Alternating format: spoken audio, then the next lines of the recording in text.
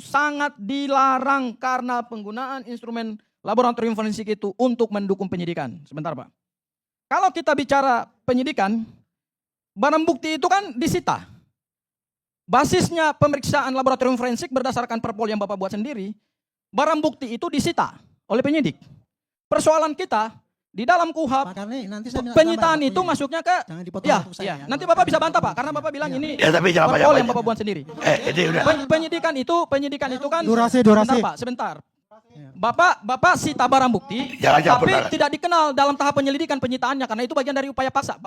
Jadi Bareskrim Polri menabrak hukum yang Bapak buat sendiri. Itu catatan kami Pak. Makasih Pak. Ya Juk.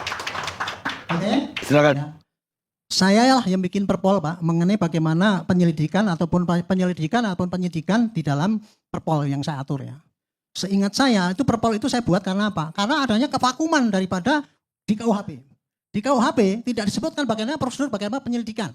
Selamanya ini di lapangan padahal yang dilakukan oleh penyidik itu selalu dari penyelidikan. Nah untuk menghindari kesalahan-kesalahan itu maka saya membedakan antara penyelidikan dengan penyidikan. Penyelidikan adalah segala upaya untuk mendapatkan informasi. Apapun dengan cara apapun tidak diatur itu Pak. Sepanjang dia tidak menggunakan upaya paksa. Jadi dalam selama penyelidikan boleh saja itu Bareskrim menggunakan lab frame apapun pakai lapor dari luar untuk menyatakan itu. Bukan kalau yang itu Pak ya. Kalau untuk penyidikan kenapa harus pakai surat perintah dan sebagainya. Ada LP dan sebagainya. Karena itu untuk penyidikan. Jadi penggunaan forensik untuk penyidikan ya harus pakai LP dan pakai surat perintah. Karena apa? Itu nanti buktinya untuk di pro justisia.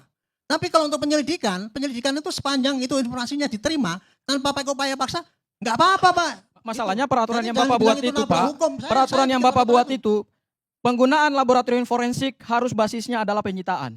Penyitaan itu upaya paksa Pak. Itu kan ini ada ahli hukumnya kok. Itu kan penggunaan upaya paksa itu hanya bisa dilakukan di tahap penyidikan Pak. Jawaban saya. Ya. Itu yang puslapor digunakan untuk penyidikan, maka bunyinya harus pakai LP, ada pakai surat perintah dan sebagainya. Karena itu kalau untuk penyidikan.